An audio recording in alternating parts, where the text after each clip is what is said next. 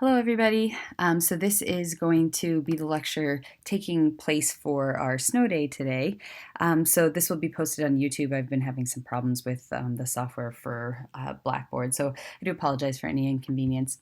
So today we were scheduled to talk about cardiac testing, and we'll continue to expand on a lot of the different testing techniques and tools available throughout the semester, but I think today's really going to introduce you some of the constant and the regular tools that are used in cardiac medicine. So without further ado, we need to start with some simple ones, one being blood pressure. And I'm sure you guys all have a pretty good understanding of blood pressure measurement, but perhaps a few details that you hadn't considered previously. So remember, we're really viewing the cardiac cycle with blood pressure, and we're really looking at the amount of pressure from the blood that's being exerted on the arterial walls, so the inside layer of the arteries. So, of course, the cardiac cycle is a repeated pattern of contraction and relaxation, like we've been discussing. So, we have systole being the contraction phase and diastole being the relaxation phase. Now remember, the blood pressure equation that you will be held responsible for is blood pressure equals cardiac output times total peripheral resistance. And that's what we see here. So remember, cardiac output is the volume of blood expelled by the heart per minute, and total peripheral resistance is the resistance offered by the peripheral vasculature. So if you recall, we can actually manipulate cardiac output through stroke volume and heart rate. So stroke volume being the amount of blood pumped out by the heart in one cardiac cycle, and of course heart rate being the rate at which that volume is pumped throughout a minute. And total peripheral resistance we can really influence by changing the diameter of the blood vessels. So peripheral resistance will go up if we vasoconstrict. So if we make the diameter of that blood vessel smaller, therefore more pressure from the blood will be exerted on the inside of that arterial wall. And we can, of course, do the opposite if we expand the diameter. So total peripheral resistance will go down if we expand the diameter of the vessel.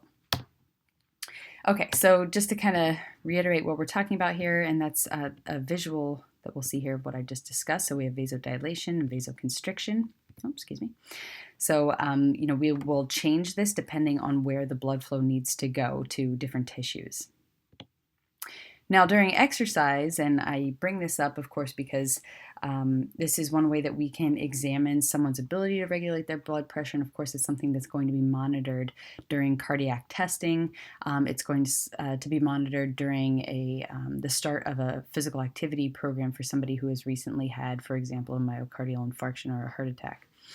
So the vasodilation of the arteries to the active muscle would overwhelm the vasoconstriction of the arteries to the inactive tissue. So total peripheral resistance actually decreases overall, so net decrease during exercise, because you're just really expanding the diameter of the majority of the vasculature in order to serve the tissues that need more blood and more oxygen.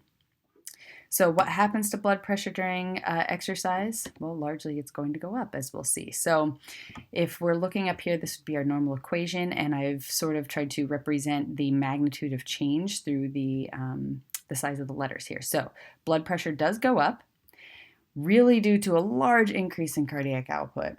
We see an overall decrease in total peripheral resistance, but the increase in cardiac output is going to overwhelm the decrease in total peripheral resistance. Therefore, we get an increase in blood pressure. And that's what we see here. So blood pressure increases during exercise. Now, during exercise, like we mentioned, it increases, but how do we break this up into systolic versus diastolic responses? And you can see that largely, and I kind of have a love-hate relationship with this figure, it's nice and clear in that it shows that there's a steady increase in systolic blood pressure as you increase exercise intensity. But this does show that diastolic blood pressure actually it almost looks like it goes down a little bit, but really what happens is it either stays the same or it slightly increases, but not nearly to the magnitude that systolic blood pressure will.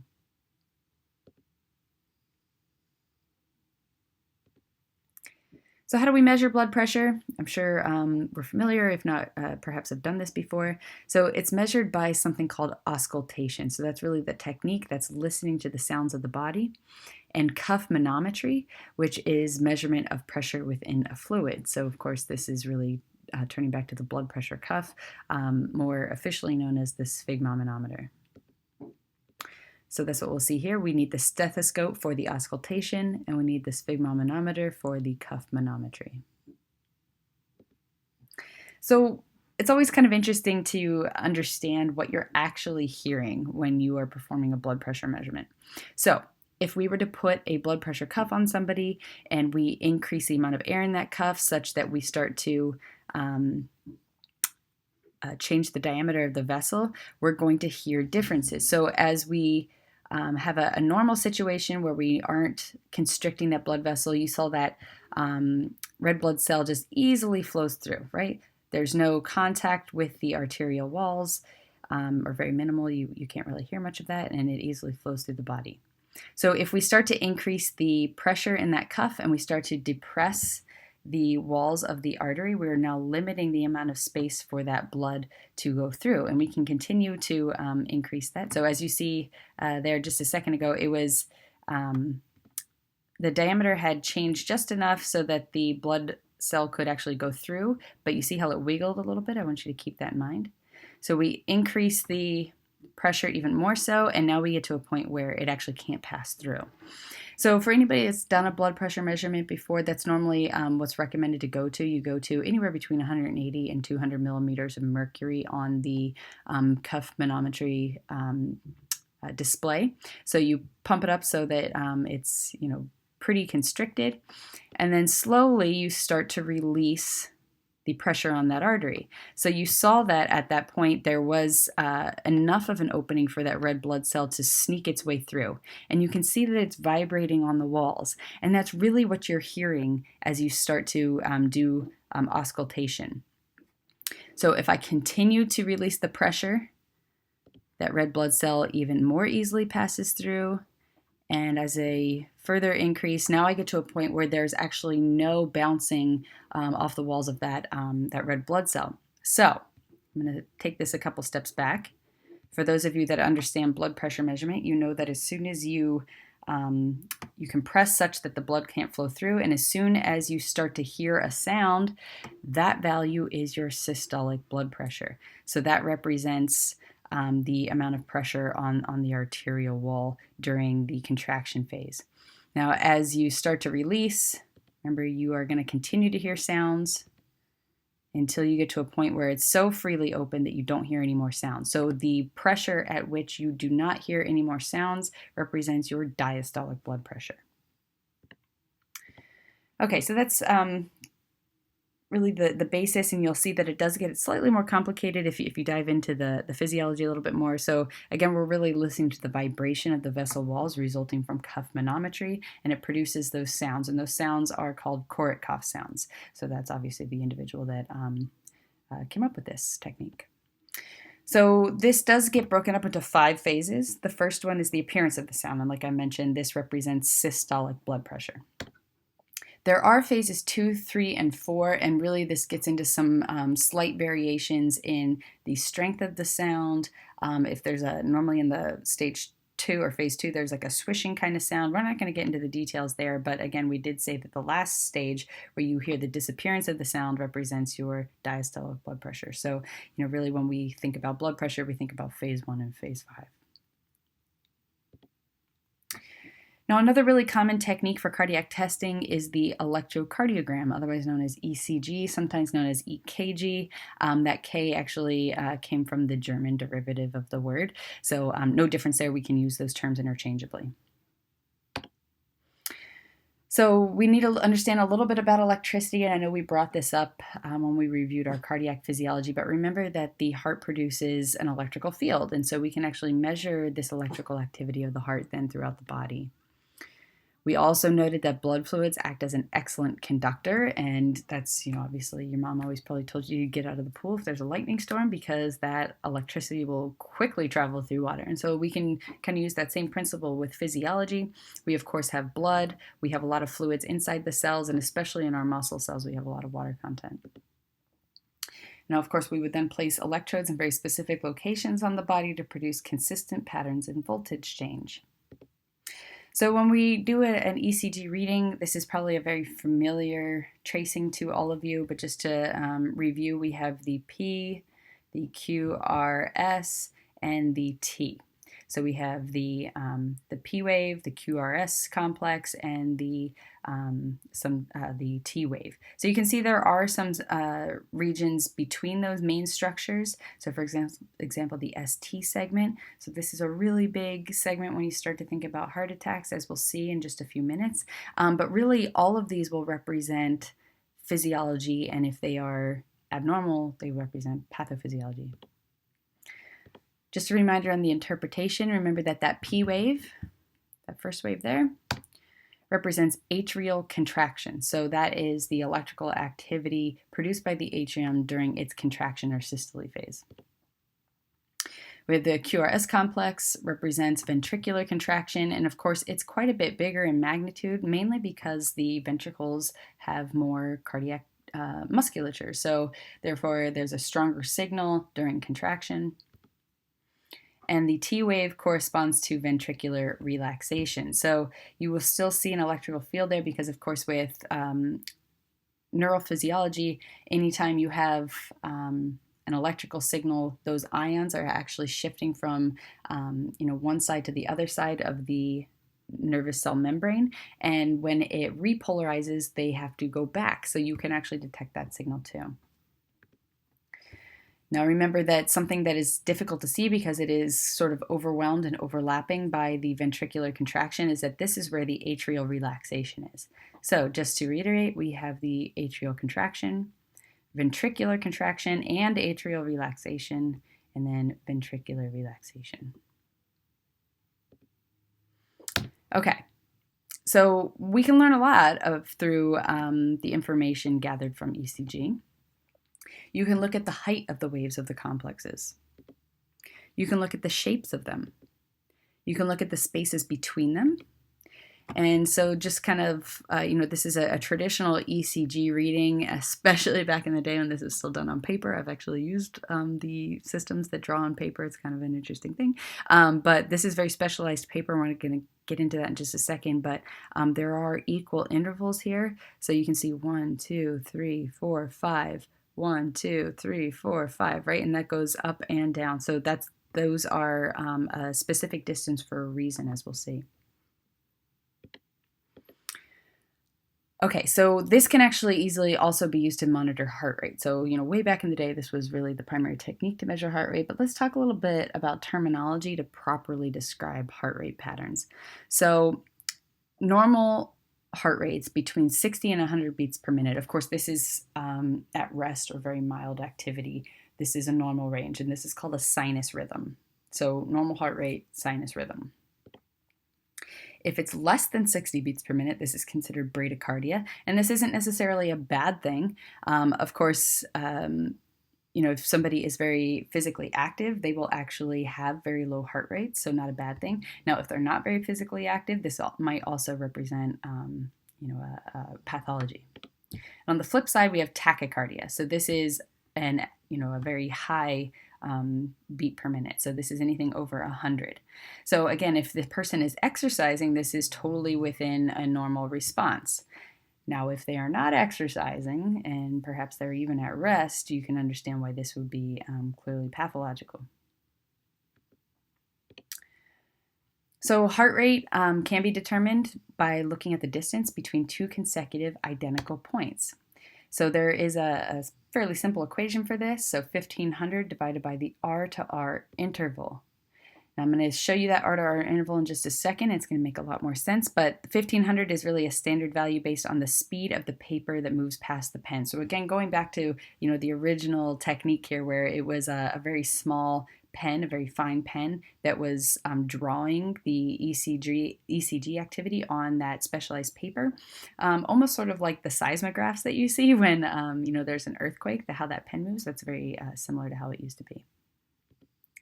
Now this is measured distance between consecutive R waves.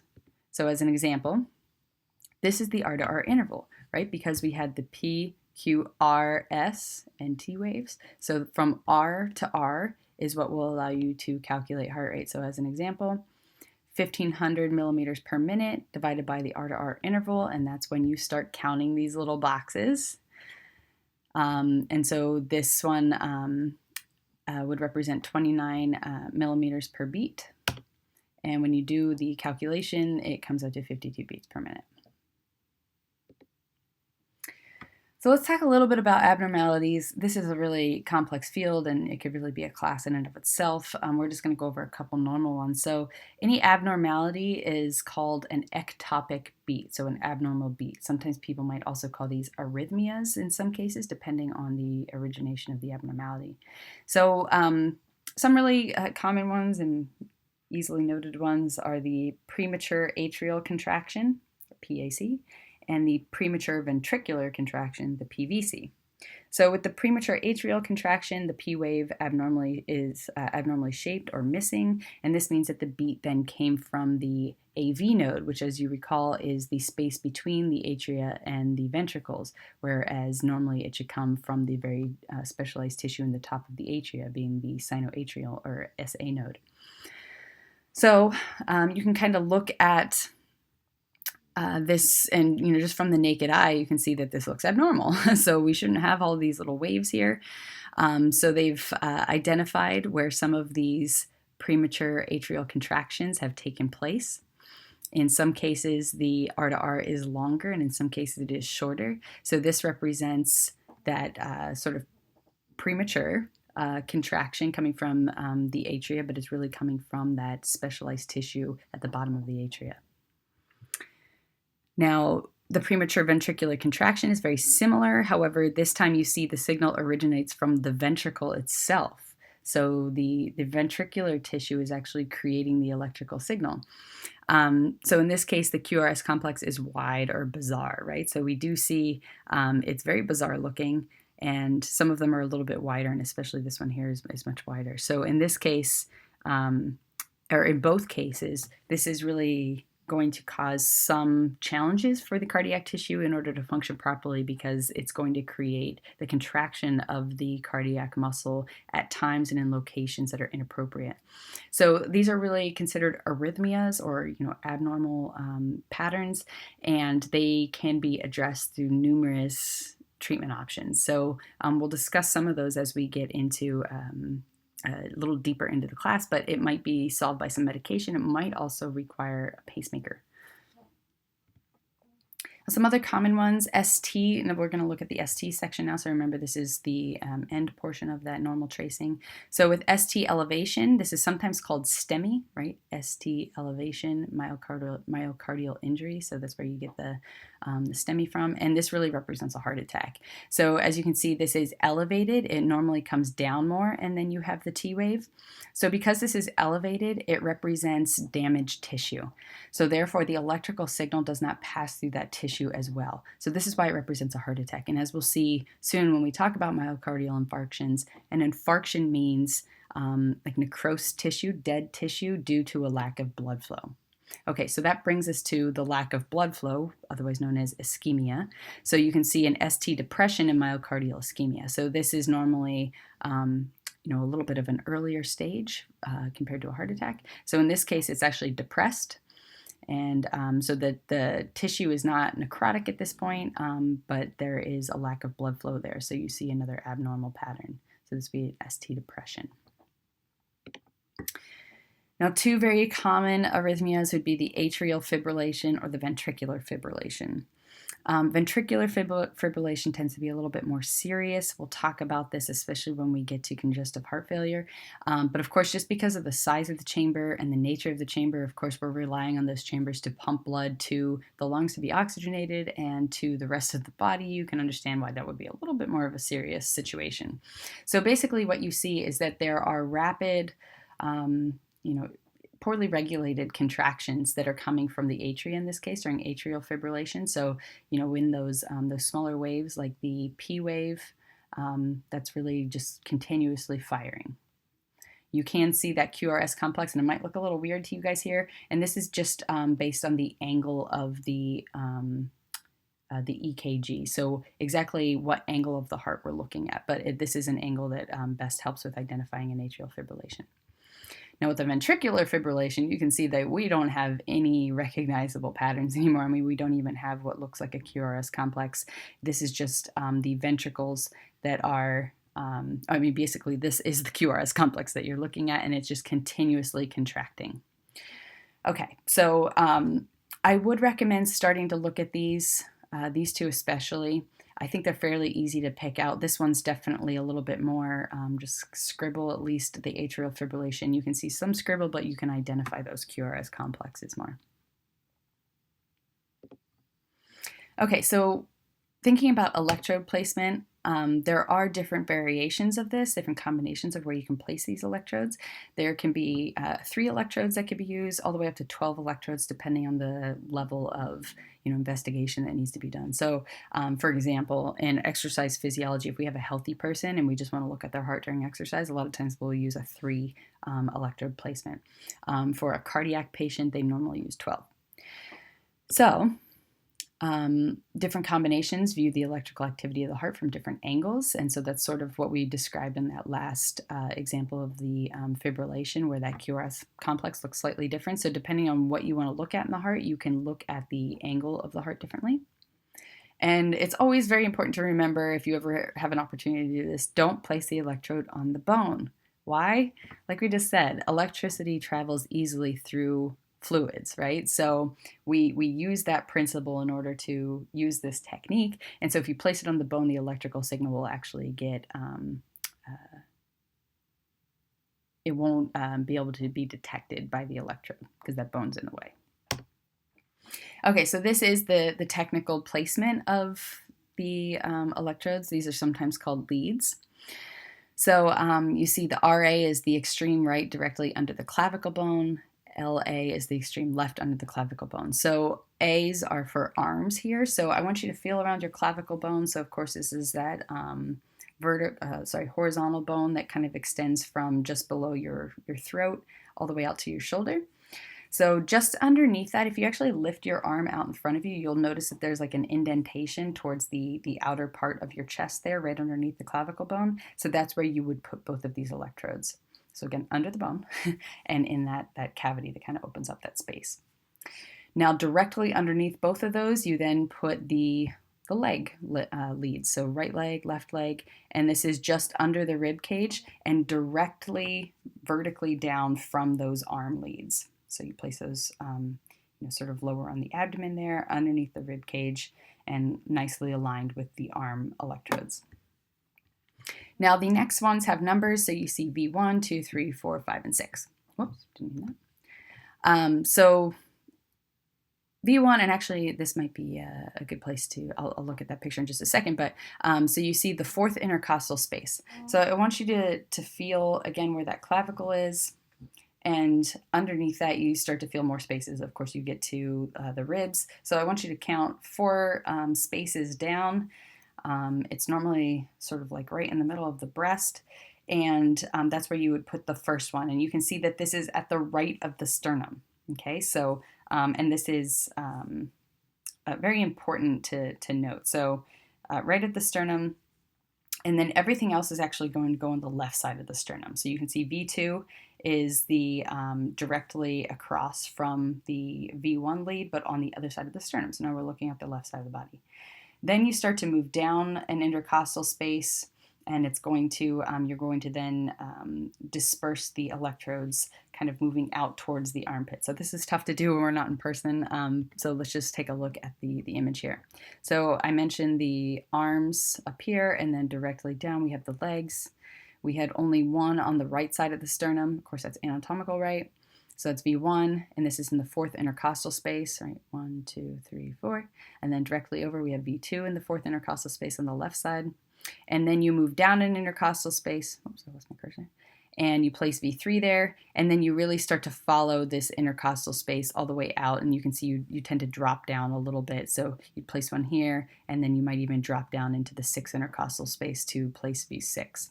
This is sort of a bad representation here where you have this directly over the bone. Sometimes you might touch a little bit of the bone, but you tend to want to avoid that. Okay, so moving on to VO2 max, and I know some of you have had me in previous classes where we talk about this. So not only is this a variable that we can look at in an exercising individual, someone who's healthy, might be an athlete, but this also has huge clinical use for people who are cardiovascular disease patients. So This is really the equipment setup here. You might have seen some of this equipment done before on like a Gatorade ad or something. So this person has a head mask on that's really just holding this mouthpiece in place because it's kind of heavy. So this mouthpiece is collecting all of the air that she is breathing in and out. You can see her nose is plugged, so this is a closed system. So everything, all the gases she's breathing in and out are being collected by this tube, and it goes down into something you call a metabolic cart, which really evaluates the gases, and it can tell you all sorts of great information, as I'll show you. You also see this little spit collector down here.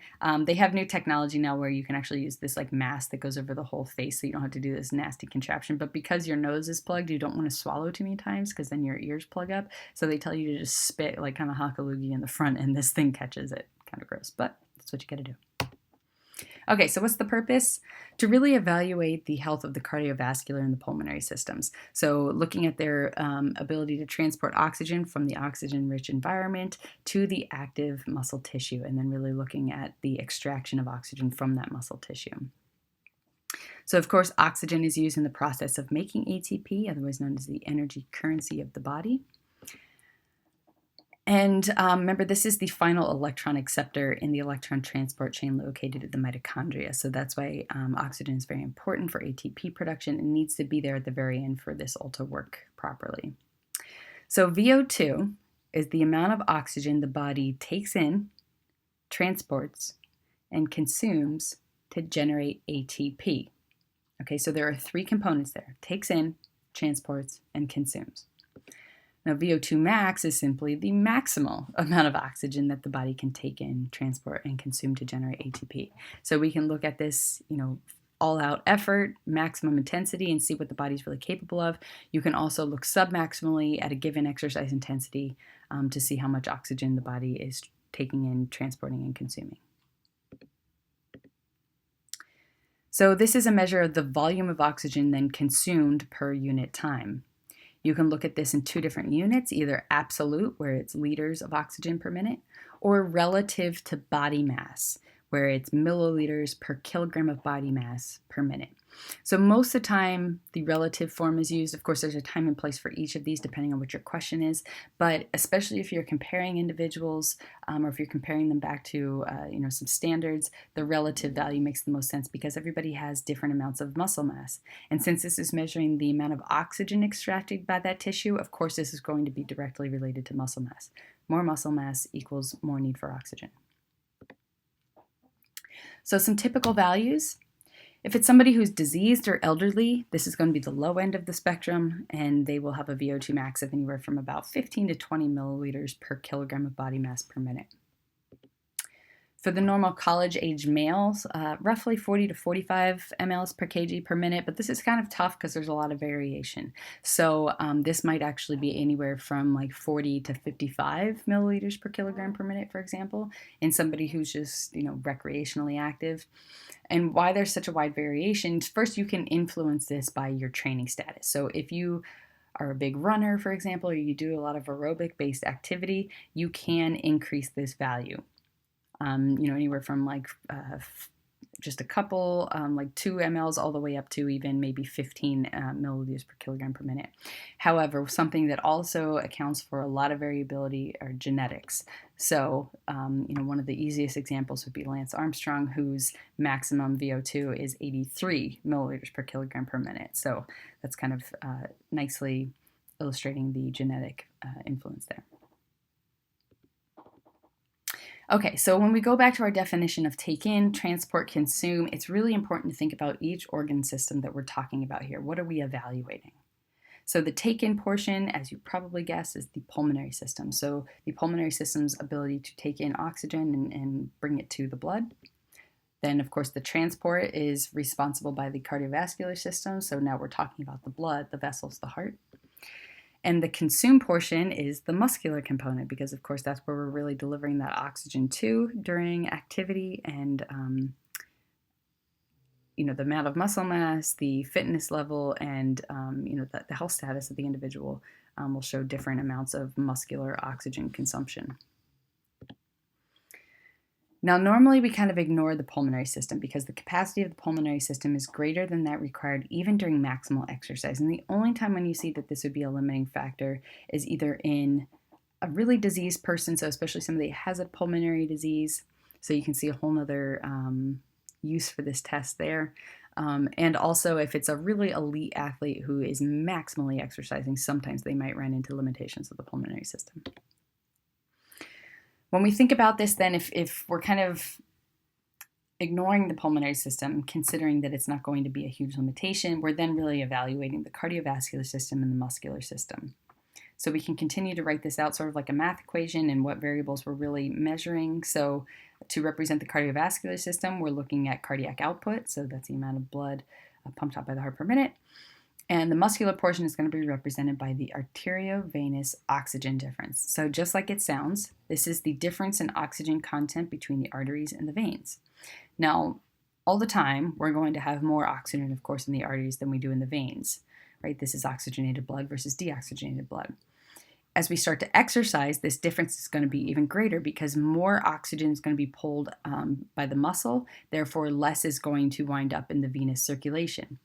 Now, as we train, if we put somebody on an aerobic exercise training program, the difference will be even greater. So their muscles' ability to take oxygen out of the arteries, and therefore less will be in the venous system, will be even more pronounced.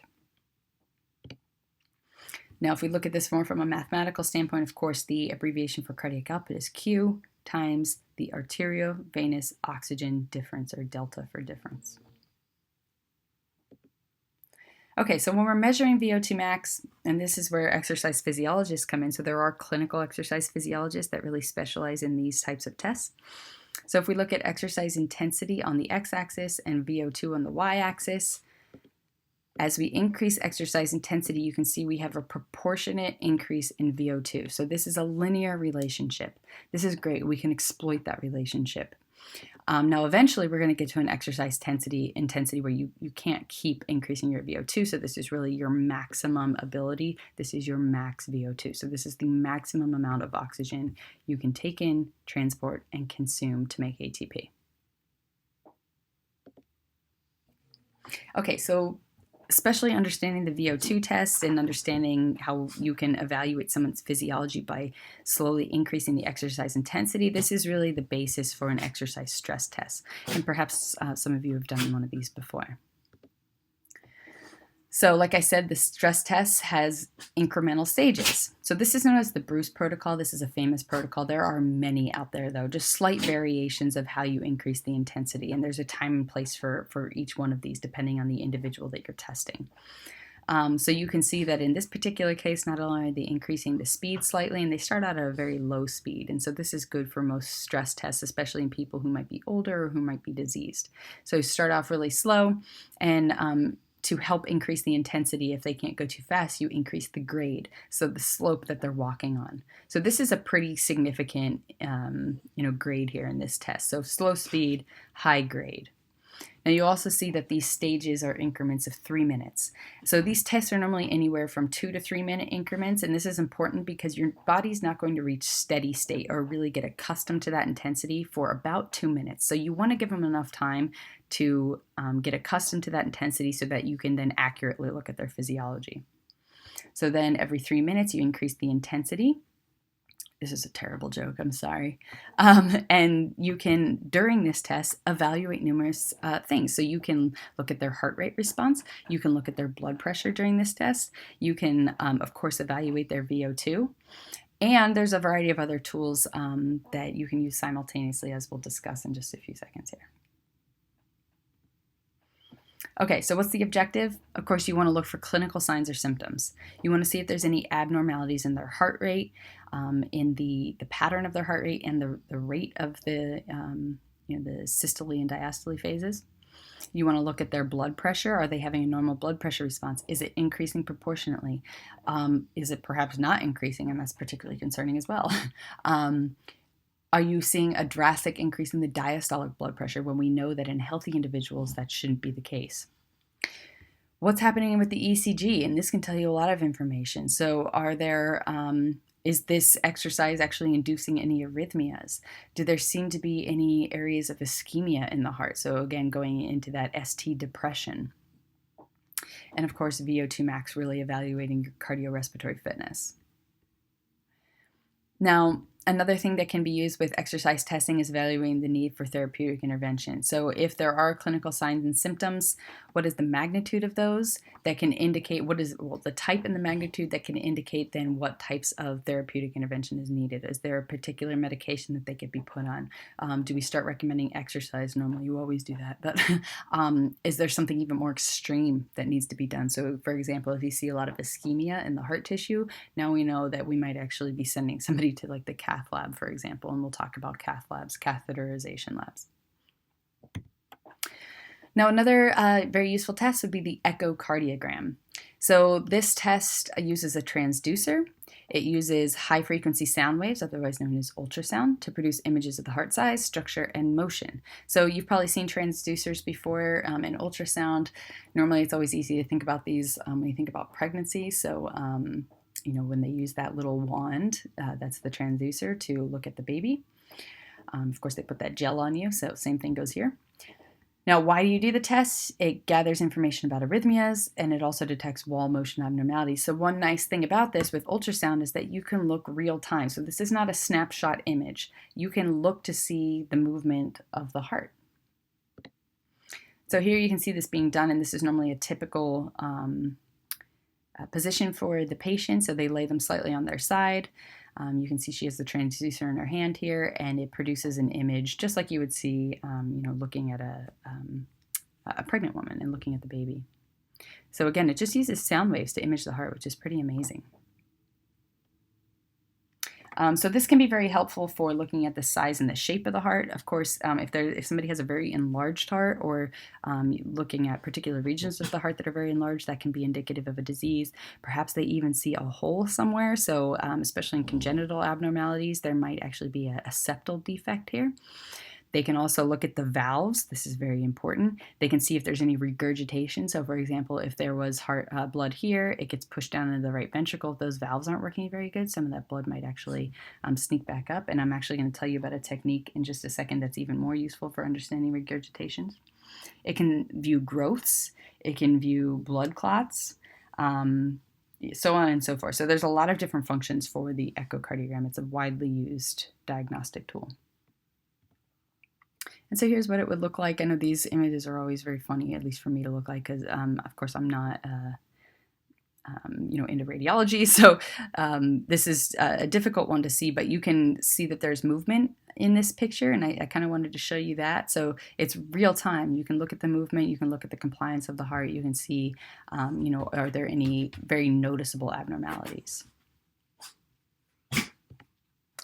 Another option is nuclear imaging. So anytime you hear the word nuclear or nuclear medicine, this is using a small amount of radioactive material to diagnose or treat the disease. So the radioactive material can be used in conjunction with imaging techniques to look at functionality. So this is where you get into the SPECT, or the SPECT-CT. It's the single photon emission computed tomography. Anytime you hear the word tomography, this is really a technique for displaying cross-section, and that's what you see right here. So this is a cross-section, cross-section, cross-section. I could do it this way too, right? So it's really kind of cutting the heart in certain areas to look at functionality and structure. So this is the SPECT-CT is a form of nuclear medicine. It uses gamma rays, and it really gives 3D information. So that's another really powerful use for this. And as you can see, with that nuclear technology, with the radioactive dye, you can again do a stress test. So you can look stress versus rest, and stress can be implemented in numerous ways. It could be exercise, and then you quickly sit them down and do this, or stress can be induced through chemicals as well. So this horseshoe kind of shape is actually a horizontal long axis of the heart. So if you can imagine, if you kind of cut the heart from top to bottom, like halfway through, this is what we'd be looking at. So the arrows represent ischemia. Okay, so you can see, for example, here or even over here, that radioactive material is actually going across this pathway here, but up top it is not. So this represents a pathology. So we know that we have lack of blood flow here, and this, of course, can really indicate an early screening, an early sign for an intervention in order to prevent a heart attack, a myocardial infarction. So, of course, an infarction would ensue if we have ischemia, lack of blood flow, and lack of oxygen. This can create dead tissue, and that's really what an infarction would result in. Okay, so if we kind of look at this in like a flow chart, if you will, we have different types of stress testing, and like I said, we'll kind of add to these over the semester, but most of the time, somebody will get a stress test if they're symptomatic. Perhaps they all of a sudden find that they're really lightheaded. Maybe they even have chest pain. Not to say, and I think we're actually in a day and age now where the stress tests are more common in people that aren't symptomatic, so they're asymptomatic. I think this is a big push for screening and for insurance companies to ensure that they're trying to catch things earlier rather than later. I think they found that it's actually cheaper that way. Aside from the fact that it's healthier for the public, but that's obviously not in their best interest. So if somebody gets a stress test, we have two options. We have non-invasive tests and invasive tests. So a non-invasive test example would be the ECG, a stress test, or an echocardiogram. Invasive tests would include nuclear imaging because, again, they have to inject that radioactive material. And then from that nuclear imaging, you have people who are low risk. So the result of the SPECT-CT, for example, might show that the person's not at a really high risk of any serious event. And so therefore, they might actually be put on a prescription, like some sort of pharmaceutical, in order to prevent the progression or help with the symptoms of that person's condition. Now, if they're high risk, however, so if there's an extreme lack of blood flow, like we're kind of seeing here, so, it representing extreme ischemia, or perhaps even worse than that, then they're high risk and they might be off to catheterization, which we'll definitely expand on this, but just to kind of get you thinking, catheterization is when it's a variety of techniques where you can insert some tubes and other equipment into the heart. You can expand the diameter of the vessel to increase blood flow. You can also input some other pieces of material to make sure that it stays expanded. So we'll continue to talk about that. So that's all I have for you guys today. Thank you for your flexibility in listening to this lecture electronically. I hope that everybody is staying warm and safe, and I will see you all next week. Thank you.